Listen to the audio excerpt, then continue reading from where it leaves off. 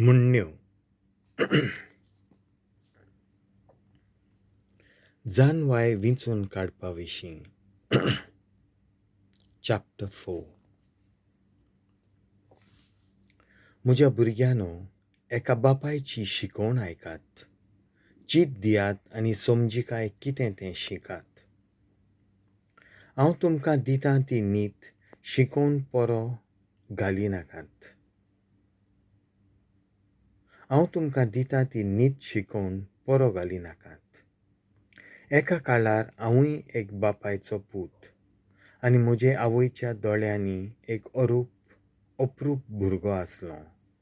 तो म्हाका अशें शिकयतालो.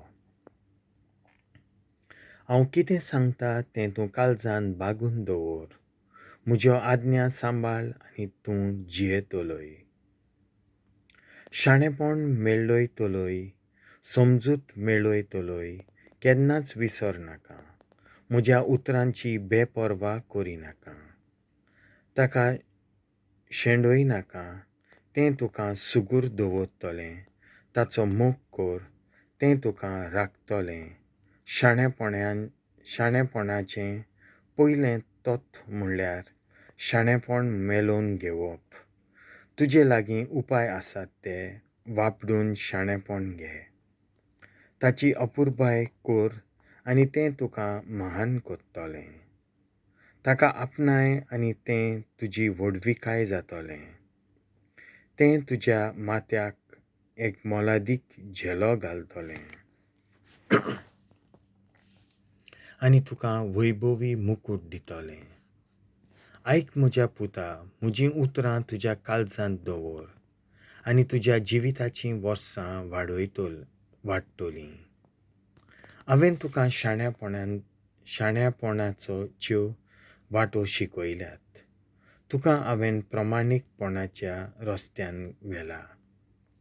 तूं चलताय तेन्ना तुजीं पावलां आडखळ्ळी विणें उबारतलोय. धांवतना तूं आपटून पडचो ना. शिस्त सांबाळ तिची केन्नाच बेपर्वा करिनाका. तुजे दोळे तिचेर दवर, ती तुजें जिवीत. खोट्यांच्या रस्त्यान चलो नाकाय. खोटे वेतात ते वाटेन तूं वचो नाकाय. वायट आदारी नाकाय. ते वाटेचेर नदर दवरिनाका आनी फुडें वच. ताका फाट कर. तें सोडून फुडें सर. कित्याक दुसऱ्याक कसलेंय वायट केल्या बगर तांकां न्हीद पडना. कोणाकूय आपटिना जाल्यार तांची न्हीद चुकता. तो ते वायटापणाचो उंडो खातात आनी हिंसेचो सोरो पियेतात. प्रमाणिकाचो रस्तो फांट्या वेल्या नोकेत्रा सारको. ताचो उजवाड सुर्याच्या किरणा परी वाडटा.